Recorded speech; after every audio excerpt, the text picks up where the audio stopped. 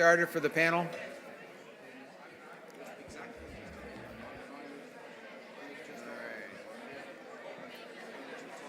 We have people here from every province.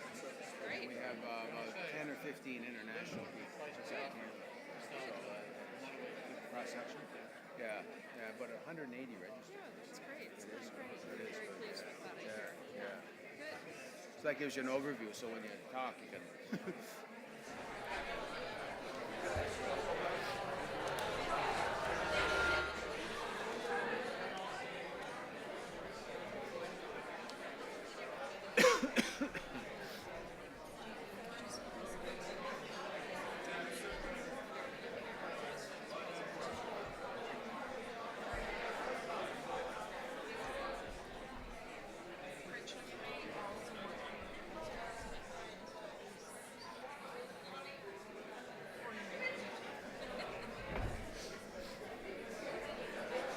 All right, where'd Robert go?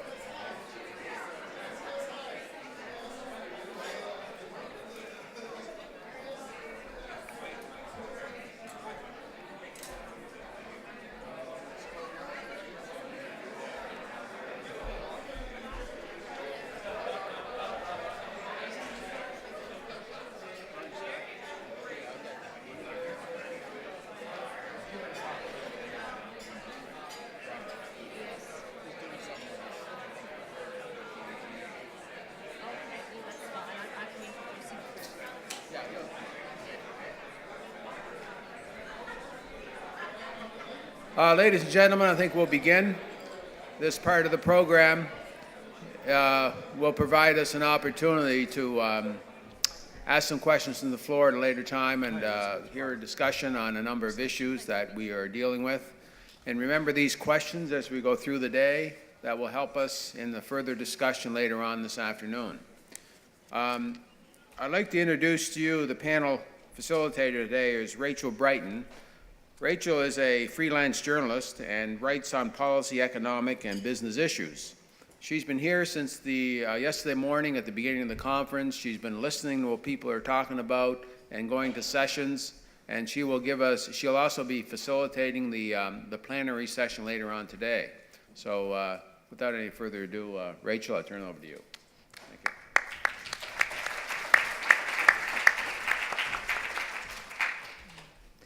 Thank you very much. I'm going to introduce the panel members and then I'll come back and just say a few words about myself because I am a total stranger to most of you. We have here this morning Elizabeth Beale, who is president of the Atlantic Provinces Economic Council, and she's an economist. Welcome, Elizabeth. And we have Robert Vensveen, who is the Associate Director of Continuing Education at the University of Calgary. Welcome, Robert. Thank you. We have Dr. Colin Dodds, who is President at St. Mary's University in Halifax. Welcome, Dr. Dodds. And we have with us Steve Kendall, who is he's at the University of Bedfordshire, and his position there is Associate Dean of Widening Participation. And when he is introduced later on in the panel discussion, he'll speak briefly to the concept of widening participation as it's understood in the UK, because it is not a concept which has yet really been put forward at the conference and discussed except in his presentation. So thank you very much. And as I said, I am a total stranger to almost everybody in the room. I am part of the 1% referenced by Dr. O'Neill. Last month I graduated with my Master of Arts from Acadia University in Nova Scotia, and I am part of the elusive cohort that you were seeking. I'm also a mother of 3. I'm self-employed. I work from home, and I live in rural Nova Scotia. So I just wanted to observe that from my perspective, I've been listening very intently because I have been a mature age student for the past 6 years. I extended my degree by 1 year past the statute of limitations because it was very difficult to complete. But I did that, And so I've been listening to what has been said from the perspective as a student. Also, because I live in rural Nova Scotia, I'm 2 hours southwest of Halifax, down towards Digby and Yarmouth. In my part of the province, the university delivery of CE is less evident than the engagement of the Nova Scotia community colleges, both in terms of the advancement of the education of people, most especially women who have gone back, trained and opened businesses or developed their careers, but also in the provision of applied research directly to solve community issues. So I just wanted to reference that. That's where I'm coming from. And also as a journalist, I'm acutely interested in the relationship between training, education, and the economic well-being of citizens. Okay. So we've heard from Dr. O'Neill this morning, who set out a case and focused his discussions on the market for continuing education. And he talked about the different competitors in that market. Immediately now, in this panel discussion, we're going to move from the actual market for the delivery of continuing education. My first question is going to be directed to Elizabeth Beale. And we're now looking at the actual labour market issues and what is the relationship between continuing education and the economy, and specifically what is the relation, how does continuing education and how does lifelong learning fit in with questions about labour market and the development of the economy?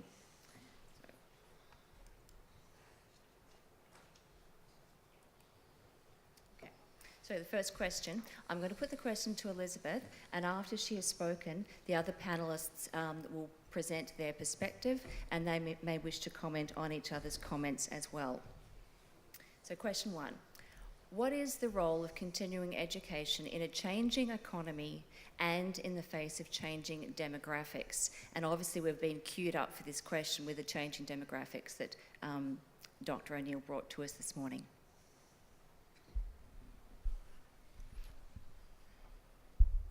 Thank you very much, Rachel, and good morning, everyone. I'm only appearing at the conference this morning, so I haven't heard all the discussion that went underway yesterday, but I very much enjoyed Tim's address, and I thought it set it out very well in terms of framing the issue. I'm probably not going to deal so much with the demographic side, but I certainly will address the issues of, do we have a changing economy, and how does our education system and continuing education in particular fit into that?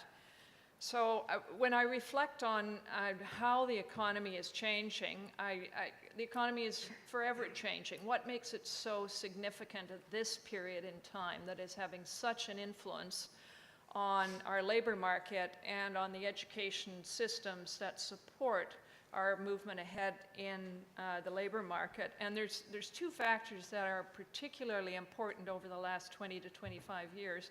One has simply been the enormous shifts in communication technology as we move into the digital economy. This has revolutionized everything that we do in our daily lives, and it's revolutionized not only the pattern for mature industrialized countries, but right across the globe. And concurrent with that has been an enormous shift in some of the cost structures that drive business activity, and particularly transportation costs, which have lowered to the point where it is now highly efficient to segment and produce goods and services at any point in the globe, because the transfer of those goods through cheaper transportation services to strong markets can be facilitated very quickly and at very low cost. And so this has absolutely changed the pattern of the global economy.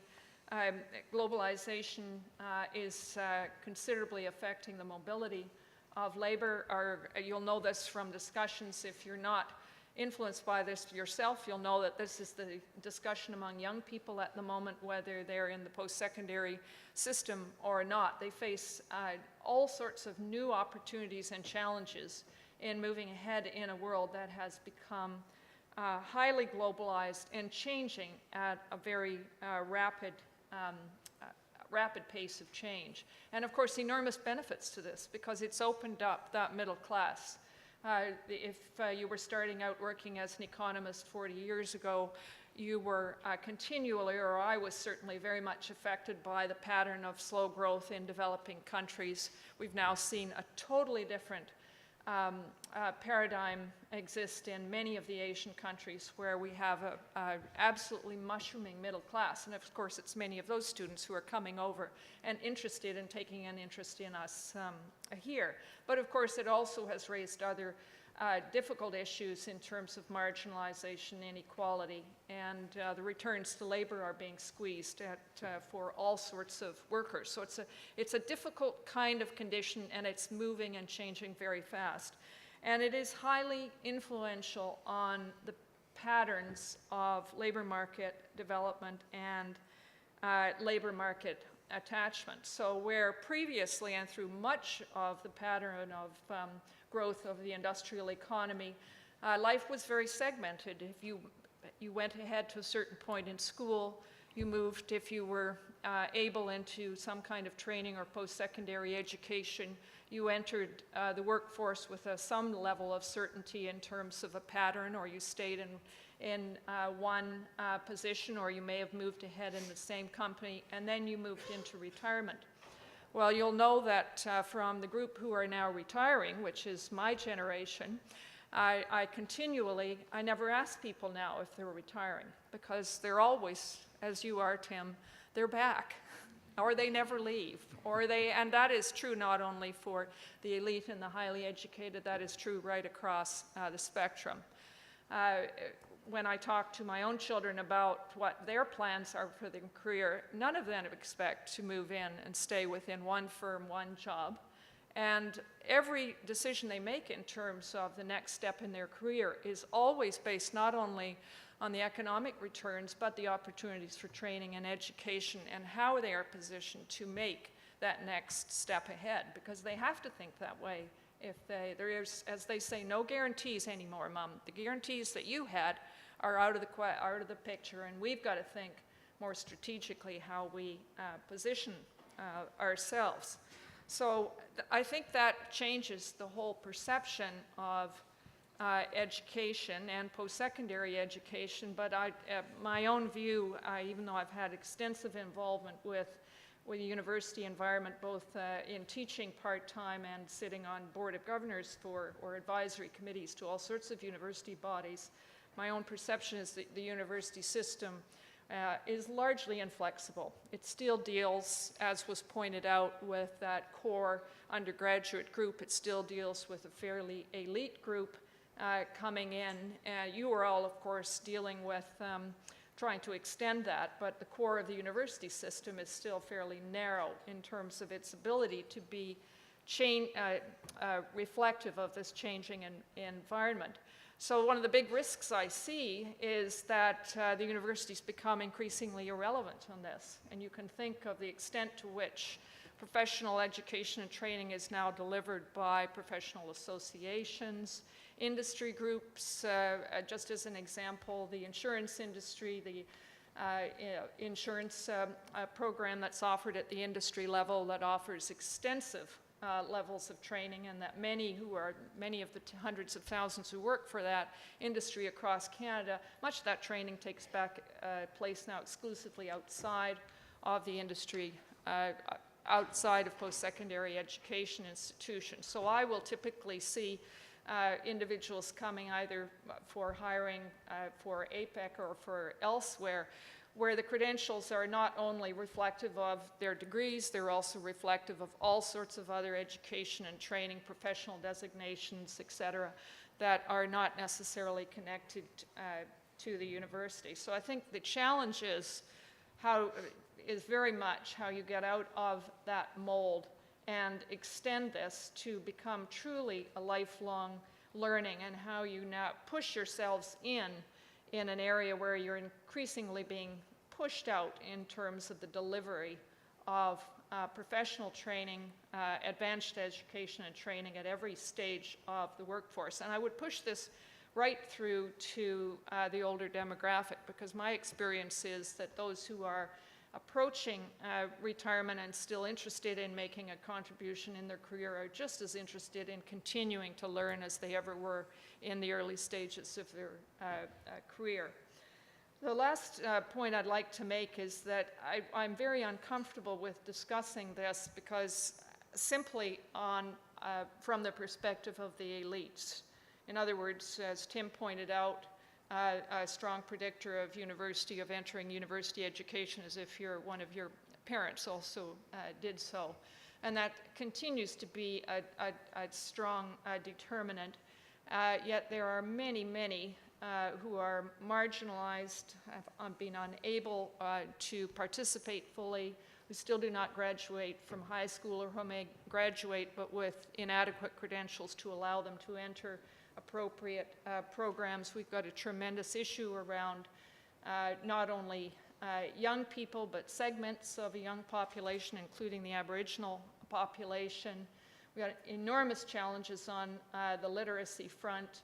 It's beyond me to understand why the universities do not take this up as a rallying cry. If we need leadership in this country on issues around Aboriginal education, if we need leadership on the literacy question, to me, post-secondary institutions have a prime reason to be the leaders in the country in terms of pushing for more substantive program changes to allow us to move ahead and deliver those programs. So I think the universities have a direct interest in this and need to be less self-serving in terms of attracting like, and moving beyond the boundaries to move out to a new group of clients. Thank you.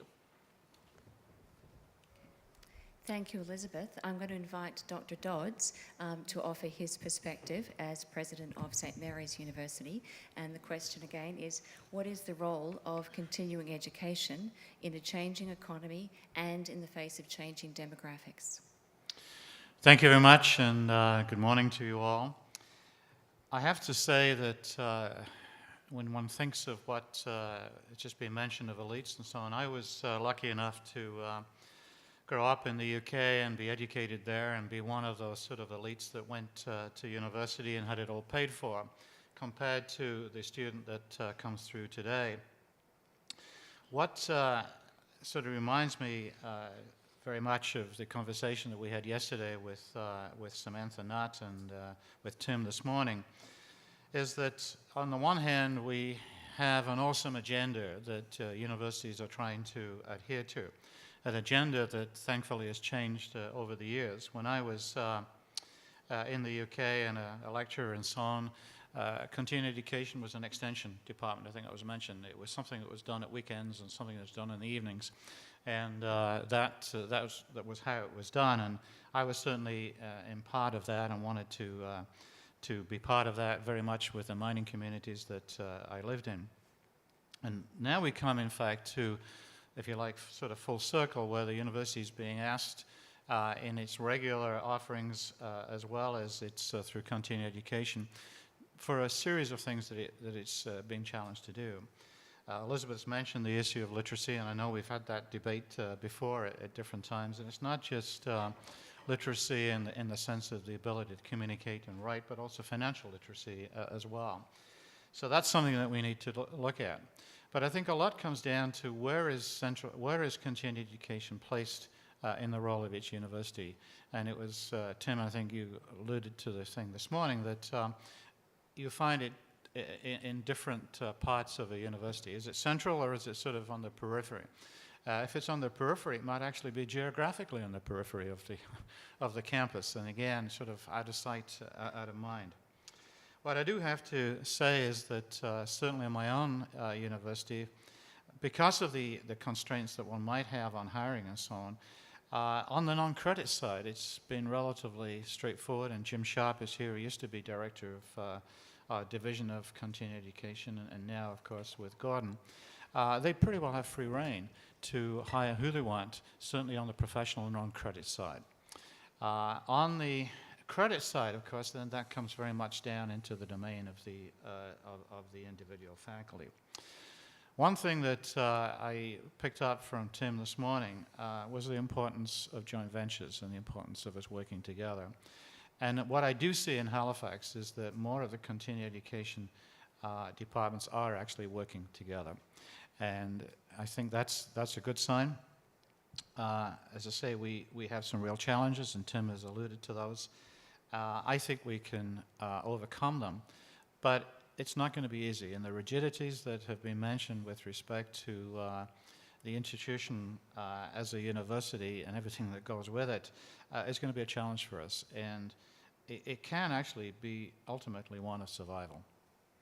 Because on the one hand, we have that vision of what a university is supposed to be, which goes back to 1852 and Cardinal Newman of good citizens, and Samantha Nutt talking about global citizenship. On the other hand, of course, parents and everybody else on the career, on the training side. And somehow we've got to balance those things. Can we do it? I'm sure we can. I'm certainly wedded to that. I've always been what we used to call in Britain recurrent education. We used to not call it lifelong, but recurrent. In other words, it's going forward all of the time. So I'm, in the time I've left at St. Mary's, I'm going to push forward that we work together as institutions. We work together with professional organizations. It's not all, Elizabeth. I mean, we've had an MBA CMA program for many, many years. So we are working with the professional associations, and we're hoping to, now that the accounting bodies have merged, we're hoping to do that with the CPAs. So there are a lot of opportunities for us. On the one hand, you get a little bit pessimistic, but I'm very much like Tim, the optimist, that we can figure this out. But we need everybody working together. Thank you. Okay, thank you very much. Steve, over to you. And just a note, the question is, what is the role of continuing education, as I said, in a changing economy and with changing demographics? Steve's, the model that Steve is working with in the UK is widening participation. So, Steve, when you make your remarks, perhaps if you could just bridge that gap for us, if necessary, between the concept of continuing education and widening participation. Thank you. I'll begin by, thank you. I'll begin by trying to do that. Can you hear me okay? Right. The notion of widening participation, which is a strong current in educational policy and thinking in England in particular at the moment, is to do with the tendency historically of universities having acted as mechanisms for the reproduction of elites, and it's an attempt to recognize that as a problem and to seek to address it by extending the opportunity that a wider social base has to take part in higher education. It's different, although clearly related to notions of continuing education and lifelong learning, because, and this is probably doesn't entirely do it justice, but it has a tendency to be somewhat uncritical about the nature of the higher education to which we're trying to provide access. So we see it as about kind of changing the social composition, particularly of the full-time undergraduate population and then that cohort moving forward. And we have tended, I think, to some degree to neglect the question of what it is that people are getting access to and the extent to which there is now a need for learning to be lifelong rather than front-loaded in the undergraduate or immediately subsequent experience. So I'm approaching a question about continuing education, change in the economy, and change in demographics from the perspective of somebody who is not a professional continuing educator, not an economist, and not a population geographer, and that I'm hoping that won't be too painfully evident in the remarks that I go on to make. I kind of wrote down flippantly as my initial response to this question, save the world, because it strikes me not necessarily that university continuing education faculties or departments will do this. Oh, sorry. But in the sense that something is emerging onto the agenda which is of critical importance, and I'll try to clarify that in the remarks that I make now and later on. Demographic change in England, in the UK.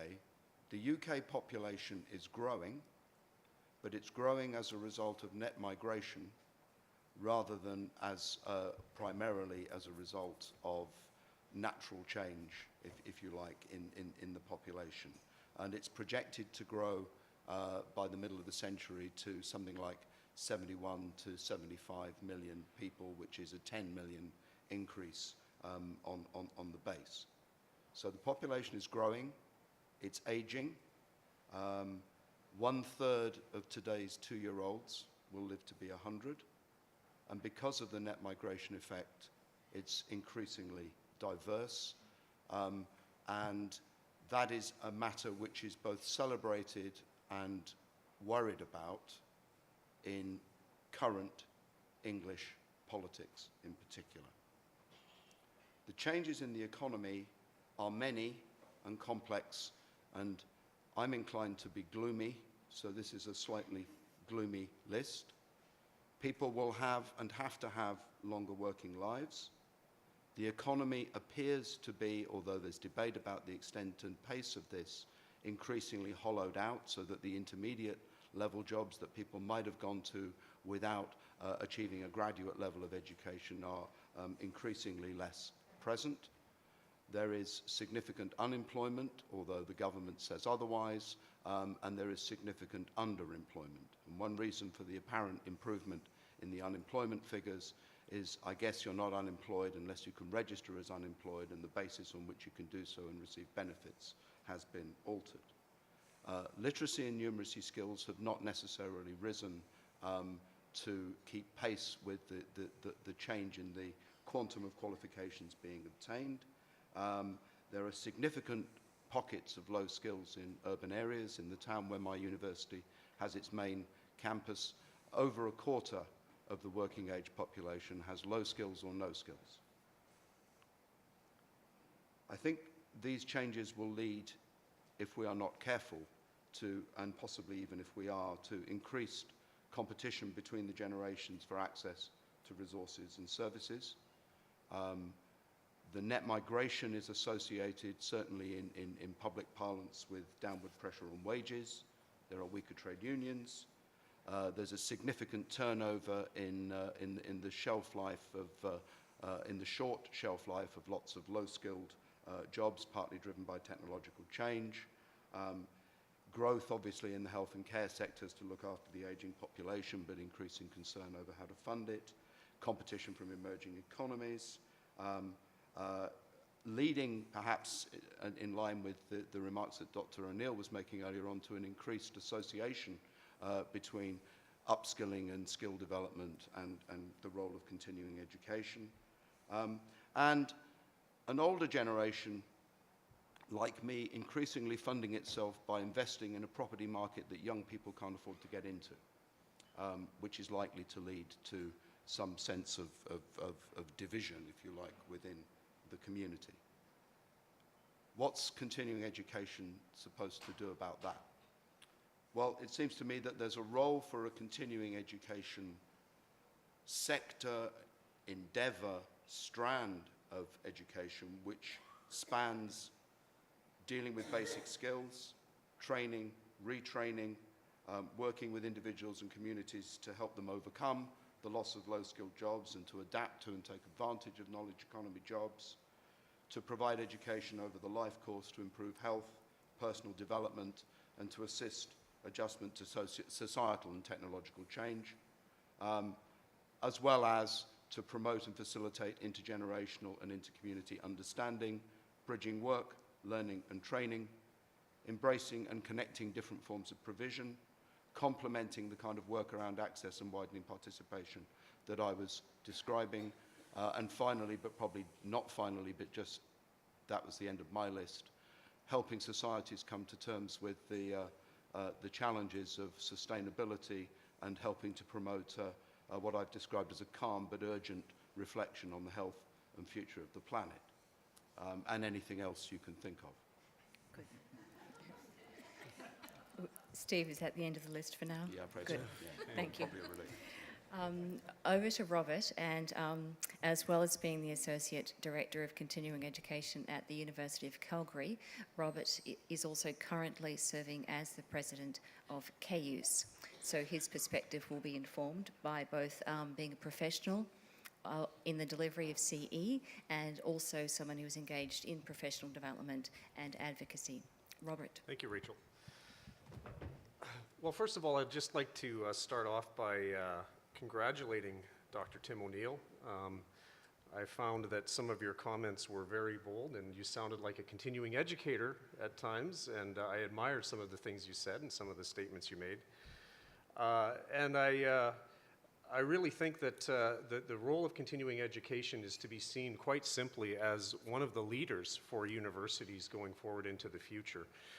As Elizabeth has mentioned here, the changing demographics, people are mobile, technology is allowing for that to take place, and as a result of that, continuing education has to embrace the new realities of education that are out there, such as MOOCs, which have been identified.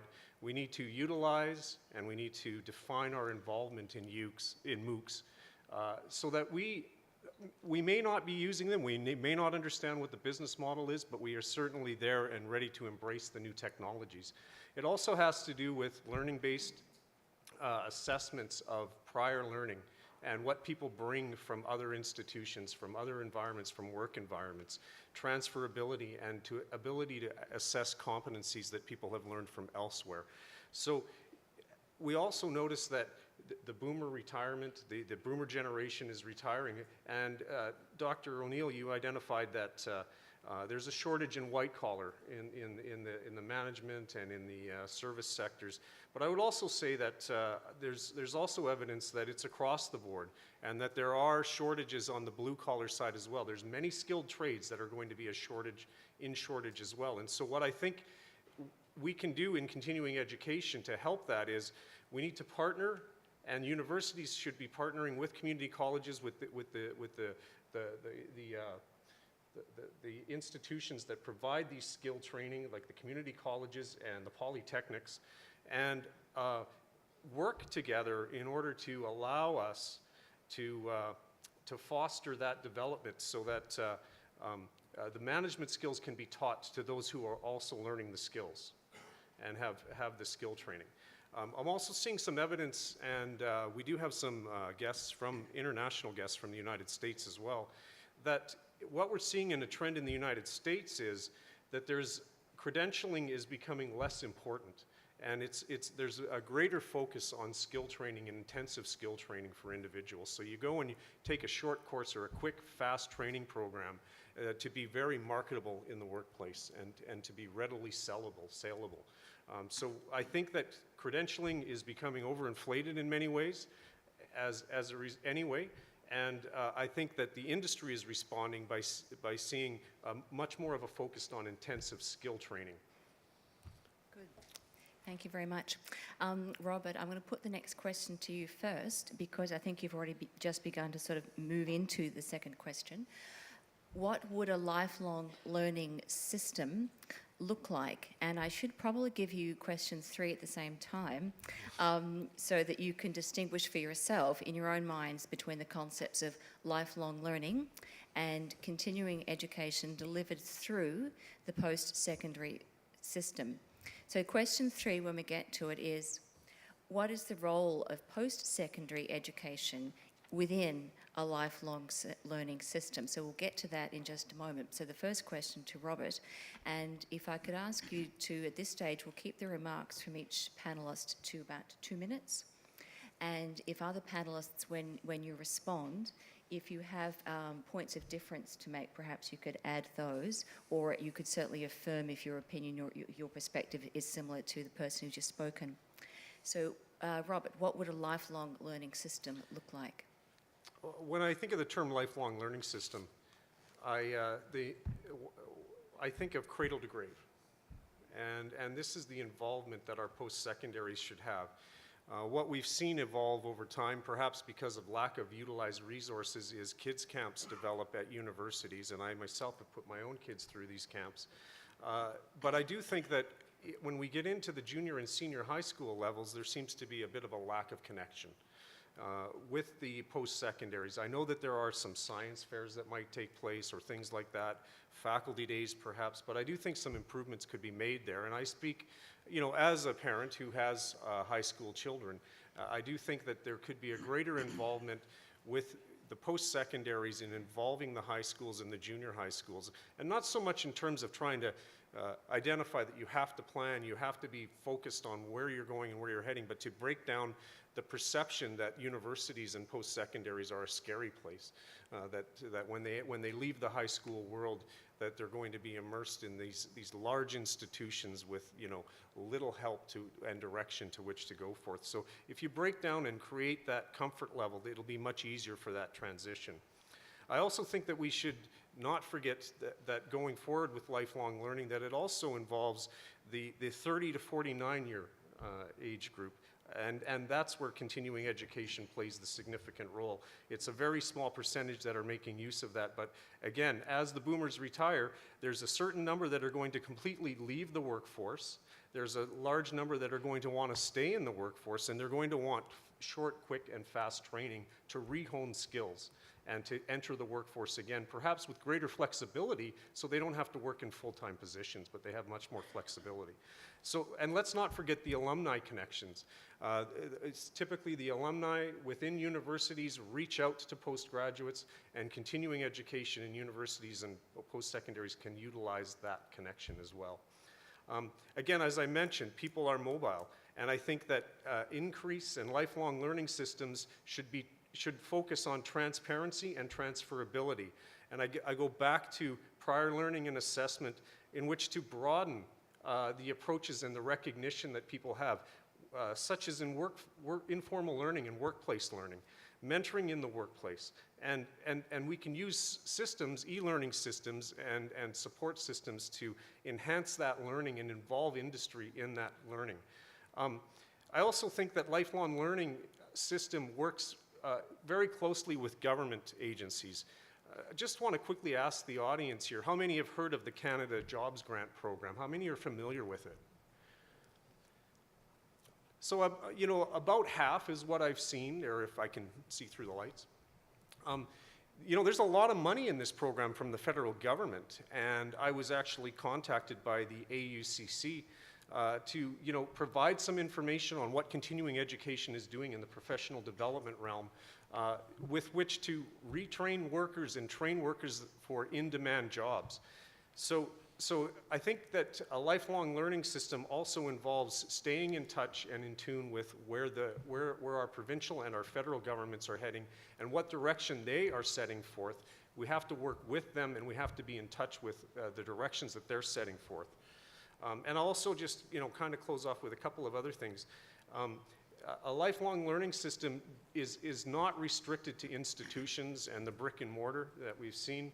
Ubiquitous access to training and learning, and I think that we're underutilizing infrastructure that is closer to where our audience is. And so are we fully utilizing perhaps environments where other learning could take place and not force our clients or our students to have to travel far and make efforts to come to us. Let's come to them. Yet let's utilize our communities, let's utilize our community schools, and better utilize the infrastructure that exists on all levels of education.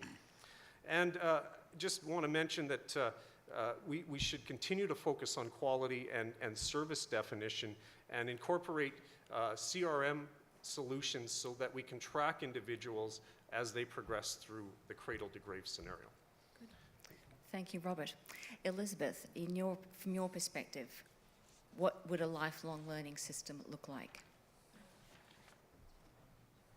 Well, so, in the interest of not repeating what has some of the other ideas that have already been put on the table, I think the core is trying to remove some of the barriers that either layer on the costs for individuals who have to do a repeat of credentials that could be otherwise accepted, or limit their interest in pursuing this. So I think it's to make a system of education and training as seamless as possible to encourage individuals at all stage of whether they're active in the labor force or otherwise, to engage in a system of either intellectual development or skills training.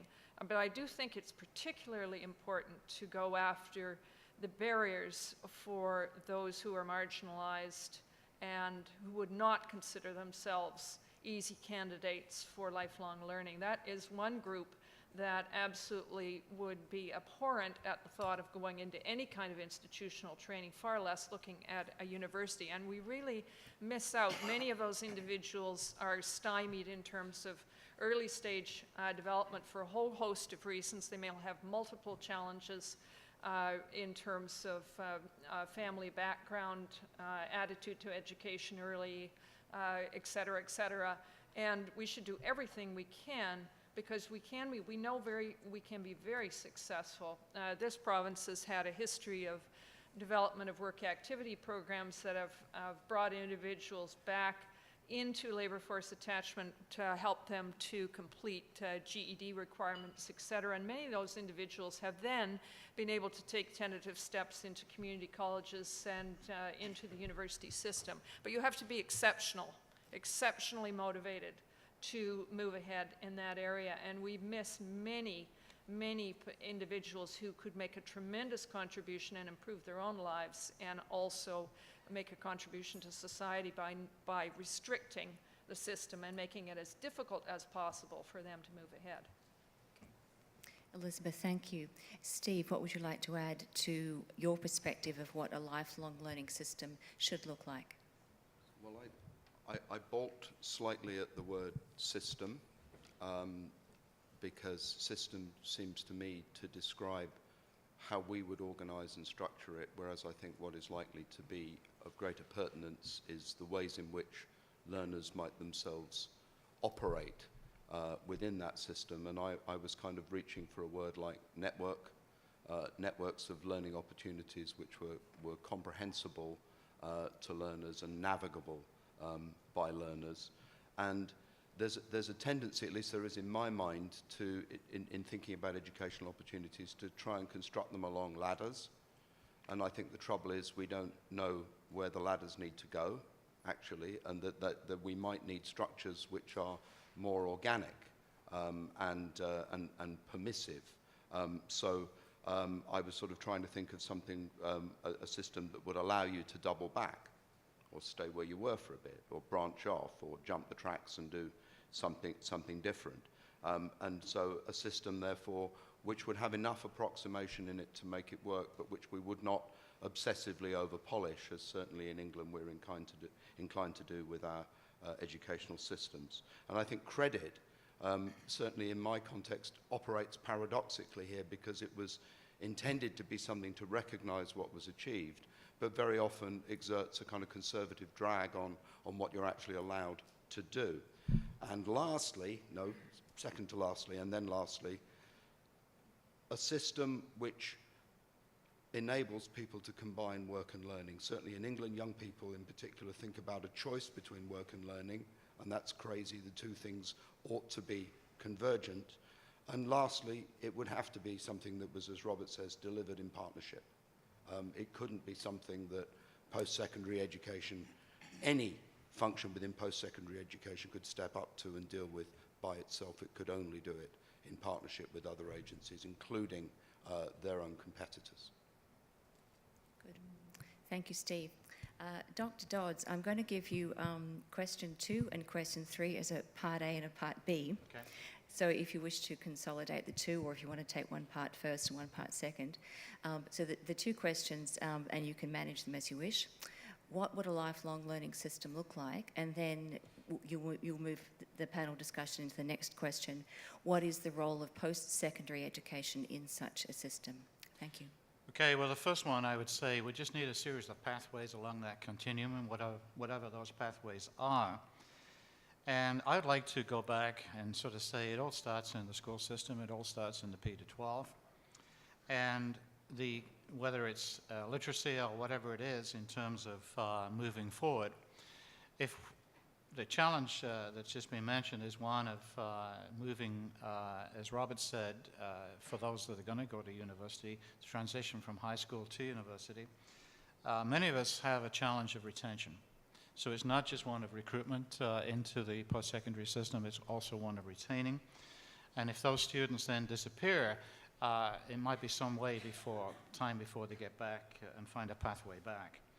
We have a program called LEAP, which in fact takes students, places them in groups of 30 in 2 courses, and then embeds that 30 in a bigger course, enrollment course, and that's been very, very useful in terms of retention. In terms of how I see it, the pathways, first of all, we have to be concerned with issues of catch-up.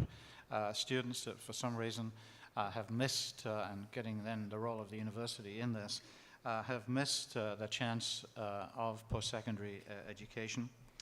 So one has to look at that, and mention's been made of the various disadvantaged groups out there. But others that have dropped out for a variety of reasons. It could be financial, it could be societal. So we have that issue, so we have to provide pathways for that. One program that we have in Halifax, and it came in from the States, is called Clementi, and we use it, we call it Halifax Humanities 101. And it's a program for people who really are below the poverty line and want to have access into education. It's a joint venture across the whole of Halifax. So all the universities participate. Professors do it free of charge. It's done in the library, so it's in a non-threatening context. We supply the books. We provide transportation vouchers, and we also provide funding for daycare. So that's, again, another pathway, and then some students will take up that chance then to come on and take credit courses.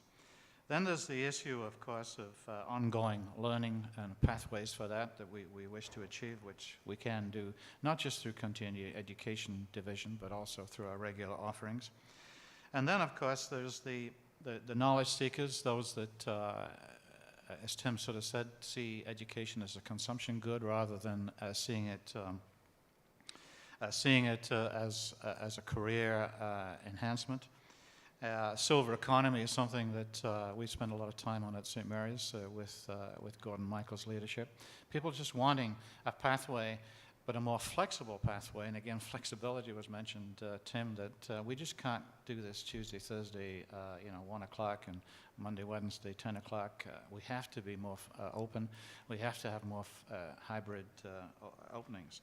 So I would see it as a series of pathways at different times. If it is a continuum from P to 12 and then through, right the way through until year 102, is that right, Steve? That somehow there has to be access points along the way. Can we do it ourselves? No. Can we do it in partnership? Yes. Can we do it in partnership with universities, colleges, and other providers? Yes, we can. Is it a real challenge for us? Yes, Tim has indicated that. And let's not forget the other roles that universities have in terms of entrepreneurship and incubators and research and so on, that we just can't focus entirely on this, that we have a lot of other societal roles to perform. So I hope that's given some clue as to how I see it. I've always been passionate personally about the importance of lifelong education. I mentioned, I think, yesterday about the Open University. I was right there from the start when it was started. I did a degree myself with the Open U just to see what it was like to be a distant student.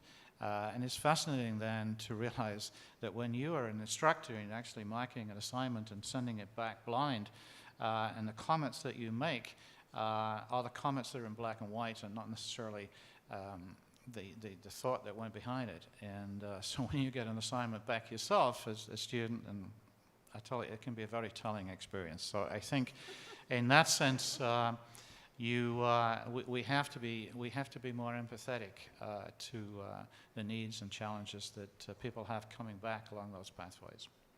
And that's the real challenge for us. But I think, can we do it? Tim has given some indication that as to how we might do it by self-selection and so on.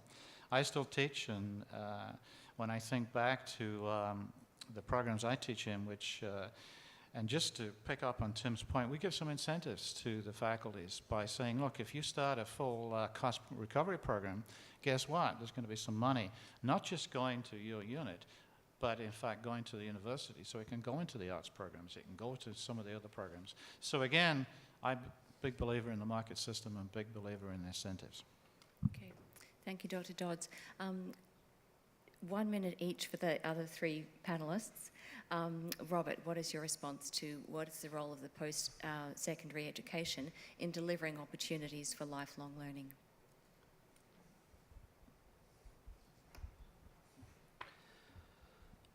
I think that there is a lot of opportunity to make the connection between lifelong learning and career development for people. So to provide those career planning services to the public and tie those services into programs of study and skill building. There are a lot of learning and professional development groups that are out there and associations, and we should be assisting them and working with them and allowing them to have opportunity to meet and an opportunity to convey the industry needs and the workplace needs that can come back in terms of programs that can be developed. And I think that universities and post-secondaries should recognize CE as a core function of business. I'm frankly quite shocked to hear about decentralization and the shutdown of continuing ed units when in fact we see evidence that full-time students in the 18 to 24-year range are declining at many universities. The reality is that part-time studies and students are working and juggling jobs while trying to complete degrees, and so they're really essentially becoming part-time students themselves. And yet we see this taking place where there's this desire to focus on what's deemed to be a core business, when I think that continuing education is in fact a core business. And I think we can't ignore the immigrant and foreign workers. There's a large number of them that are coming into this country to fulfill jobs, and they need training. They bring skills that are not recognized in our economy.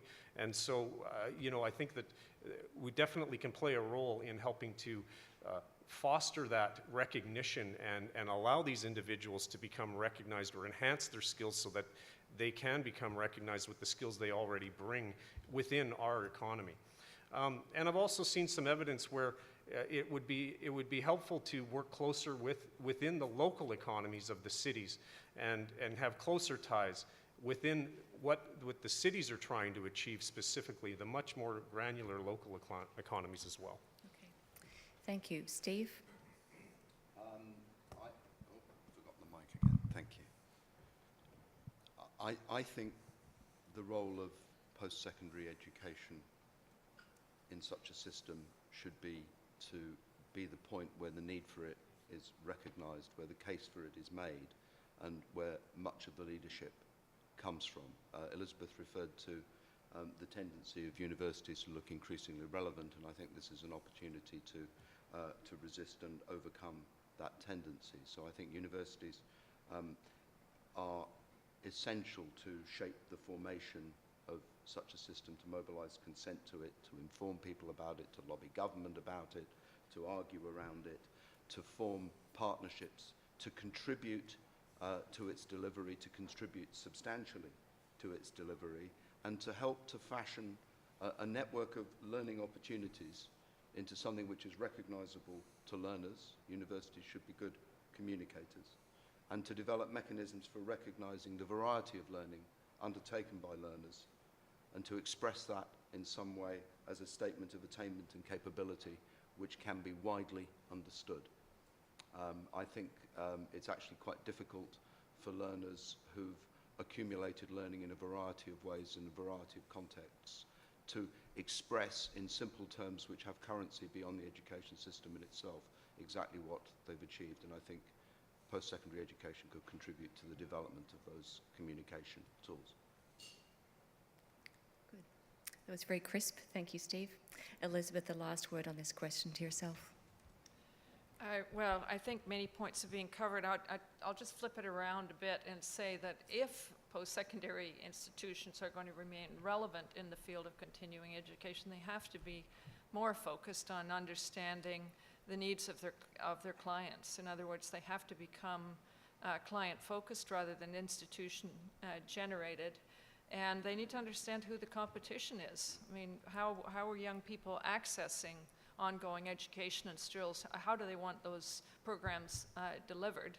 I think a number of you have already referenced the importance of flexibility, but to me the key is to understand who your client is and what their interests are through the system and through their lifetime. Okay, thank you, Elizabeth. I'm just going to direct a housekeeping question, if you excuse me, to Gordon. In an effort to buy some time, we have 3 questions scheduled. May I propose that we deal with the 2 substantive questions and perhaps gather the perspective from the AUCC at the plenary? Would that be all right? Good, thank you. So now we just want to get a quick snapshot of what the CE situation looks like. We have an idea in Canada, so I'm going to come back to Canada at the end. We have a little glimpse into what's happening in the UK, and Steve will speak to that in more detail as necessary, but there are international delegates in the room, and at the plenary session after lunch, you'll be invited to offer your perspective, and I hope you will have an opportunity to do so at the plenary from the floor. But for the time being, is David Grebel with us in the room? Okay, thank you. David Grebel is the president of the Association for Continuing Higher Education in the United States, and he is also the director of extended education at Texas Christian University in Fort Worth. From your perspective, in about two or 3 minutes, as you see fit, could you give us an idea of what is relevant for us to understand about the picture in the United States, and that would move the conversation forward? Thank you, Mr. Grebel. Thank you. And I could say ditto to a lot of what I've heard already. 2 or 3 things I do want to mention. And by the way, let me say that anything valuable that I say probably came either from our president, Brian Van Horn, or from B. Gonzalez, the UPCIA president, neither of whom are able to be here today. Anything foolish comes directly from me. We are dealing with structural questions within our universities, trying to understand the appropriate place for continuing education. Those questions are driven by issues of governance, and Dr. O'Neill addressed a little bit of that in his presentation earlier today. But they're also driven by questions of funding. CE units in the United States are being viewed in many institutions as a source of replacement funding. And as a result, the focus is on developing programming that will increase marginal incomes as opposed to looking at serving identified populations. So that's an issue that we're wrestling with within our own institutions. It sometimes has led to the same decentralization questions that I know universities in Canada are dealing with. In terms of programming, the areas that we're seeing a lot of conversation about and some movement on, one is the idea of competency-based education, and the importance of identifying and being able to demonstrate and signify through appropriate certificates the skills that students have developed, the application of learning that they're able to make within a community environment, within an economic or an employment environment. The challenges there are that we don't exactly know how to do that yet. The other challenges are that there are potentially alternative ways of certifying that learning that may remove the university's monopoly. And so those are issues we're wrestling with. In terms of certification programs, we've seen an explosion of those working with this mature adult audience that Dr. O'Neill addressed earlier today, providing short-form professional development programming. And that's been a very effective area in the United States with both public and private institutions. We're also, and forgive me while I look at my notes here, 2 other trends that I'm seeing. One is a deliberate effort to apply adult learning theory to the development of our programming. And again, that gets back to comments that were made earlier today, to take what we're doing, try to make it more learner-centered and learner-focused, and apply good theory in that context. And then finally, working in the area of community engagement. There's an entire movement, the engaged scholarship movement, that many of us are familiar with. We're trying to understand where our role is in that, although recognizing that traditionally CE units have been the window to local communities. Enjoyed the reference in Halifax to using Clementi courses. We're looking at doing similar things in Fort Worth. Youth development programming we do a good deal of, both at my institution and at other institutions. And these are ways of bringing value to the university, The dilemma, again, is that how do we balance that service component with the need for financial responsibility and the desire on the part of our chief financial officers to increase marginal revenue returns to the university? So those are some of the trends and challenges that we're wrestling with in the U.S. Good. Thank you very much. Steve, in a minute, is there anything, in 1 minute, is there anything that you would want to further contribute from the perspective in the United Kingdom? There's a great deal that won't fit into a minute, so that what I'll focus on is to go back to Dr. O'Neill's phrase that there doesn't appear to me to be a sweet spot in England. I don't mean there's none anywhere, but there doesn't appear to be from this point of view. And the thing I would particularly focus on is the massive decline in participation in higher education in England on a part-time basis. If you go back 3 years, about 1/3 of degree study was by part-time students. You roll forward, post the introduction of the new tuition fee system, which has not impacted significantly on the participation of full-time students, participation by part-time students in undergraduate higher education in England has fallen by 40% in that space. And that seems to me to be a very significant and serious and challenging contextual detail if England is going to be serious about developing the kind of lifelong learning system that we were describing earlier. I'm going to leave it at that. Okay, righty. So could we take 8 minutes for the last substantive question? Okay. The meat in the sandwich that we really want to get out from the panelists and that we really want to get out to the floor so we can think about it and bring some of this information back in our concluding session are what are the challenges and what are the opportunities that a university faces as it moves towards a lifelong learning delivery system. So each of the panelists will have approximately 2 minutes to contribute this, and please don't feel that you can't repeat. Please feel free to affirm what each other has said. So about 2 minutes each, and we will start with you, Steve. What are the challenges and opportunities that a university faces as it moves toward a lifelong learning delivery system? Okay, thanks. Chief amongst the challenges would be the funding regime and in particular the ways in which we arrange to fund students or for students to fund themselves.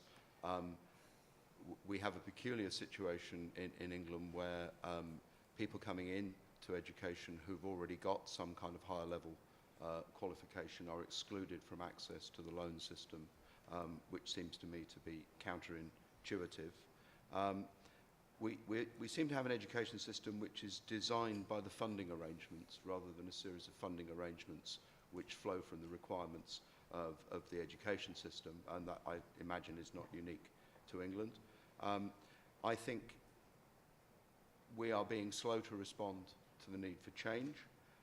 There's a tendency to see university education as the paradigm and to see full-time undergraduate higher education as the paradigm of paradigms.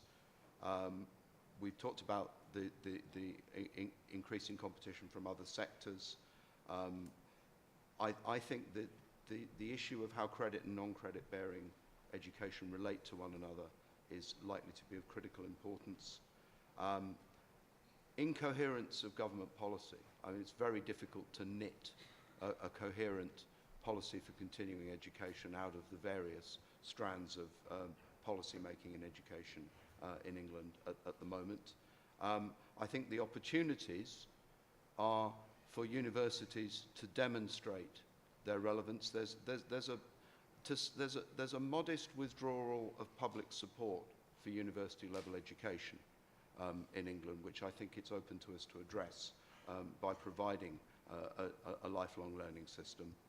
I think universities would achieve credit as well as the intrinsic outcomes of being recognized as being better engaged, a growth in their adaptive capability, their likelihood of survival, more students, more money, more satisfying teaching to do,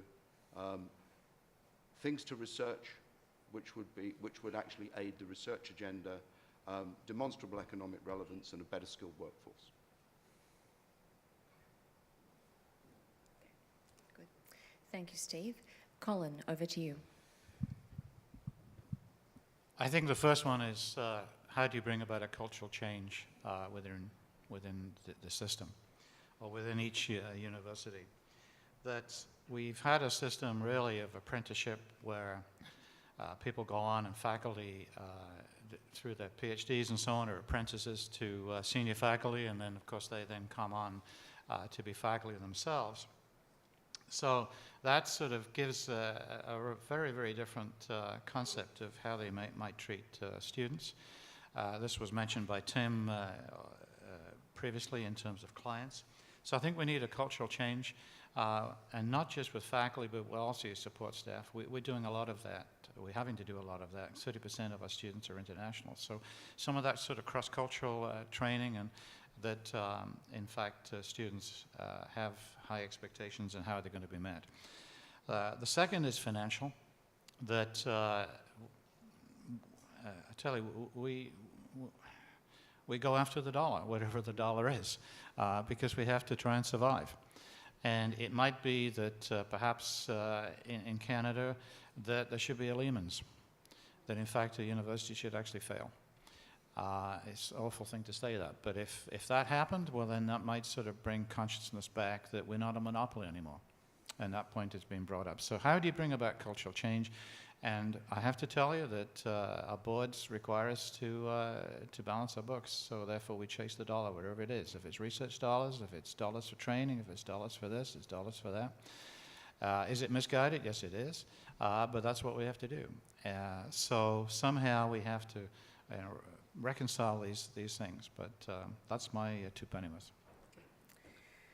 Robert, in your case, when you answer the question, what are the challenges and opportunities that a university faces as it moves towards a lifelong learning delivery system, could you phrase your comments with your hat on as president, the outgoing president of Cauce, and perhaps you could frame your answer as a message to the next board of directors for your professional association? If you had to pull together what you've heard, including your own personal opinions, what message would you deliver on the challenges and opportunities?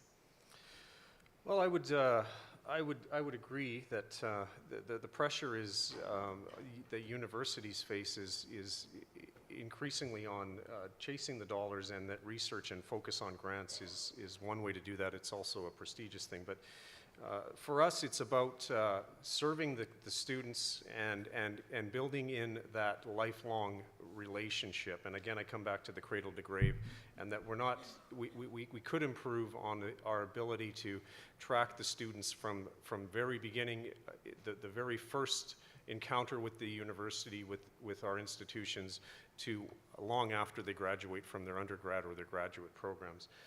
And I think that we need to focus on what happens in the workplace all along that route. The prior learning and assessment and competency-based models of assessment, and also give opportunities for laddering through continuing education and through the part-time studies that continuing education provides. Providing flexible learning options and environments. We are the leaders, in my opinion, in that realm, and we should continue to be the leaders for our institutions. And I'll just say that we are the leaders in solidifying our place within the communities. All of the top 5 research and all the top 5 universities within Canada have very strong and robust continuing education departments and units, and every institution should be building upon that. Okay. Thank you. And the last word will go to Elizabeth. We began this morning hearing from Dr. O'Neill on questions about the demand for students and who's meeting that demand, and where the next cohort, the next great big cohort will come from. And then when we began the panel, we had the good fortune to have an economist speaking to us from outside the university system who could offer a broader perspective.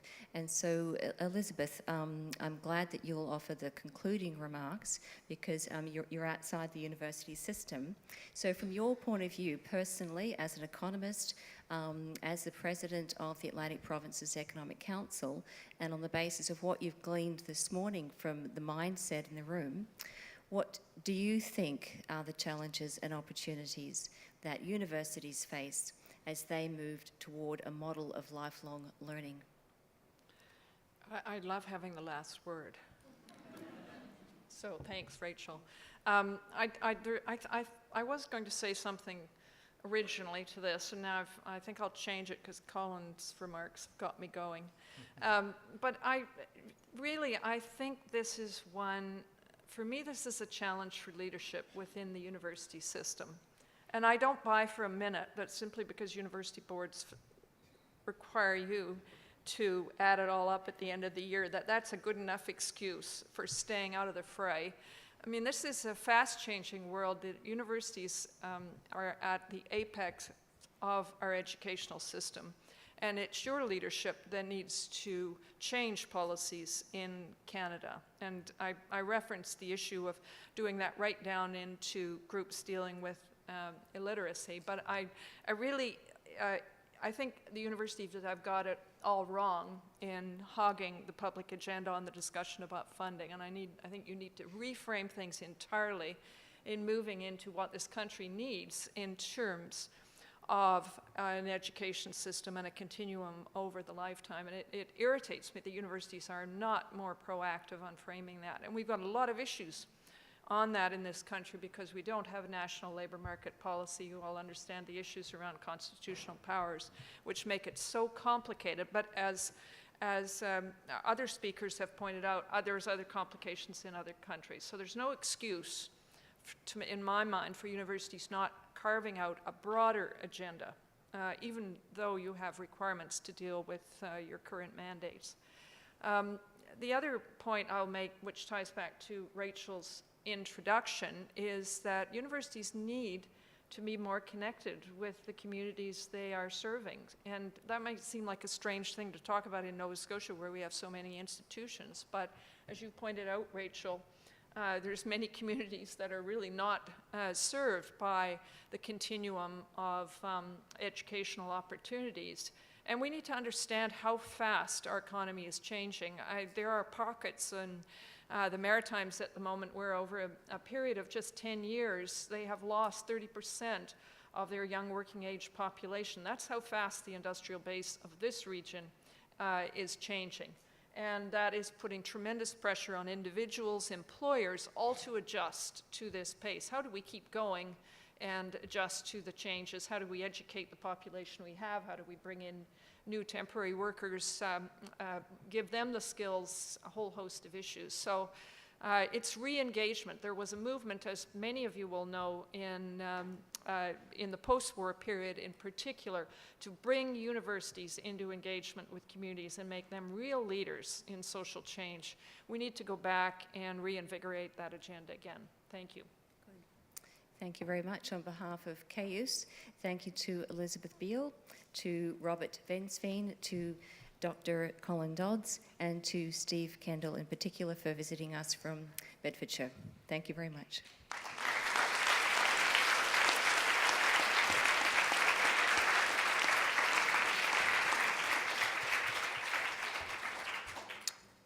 I just want to reaffirm that. Thank you very much, Rachel, for leading this panel, and thank you again, panel, for this great discussion. We will now have break for lunch. Lunch is outside, and we will, during the luncheon period, the Cauce will hold their 8th annual general meeting. And we'll reconvene with the program at 2 o'clock, and we'll hopefully wind up lunch around 1:30.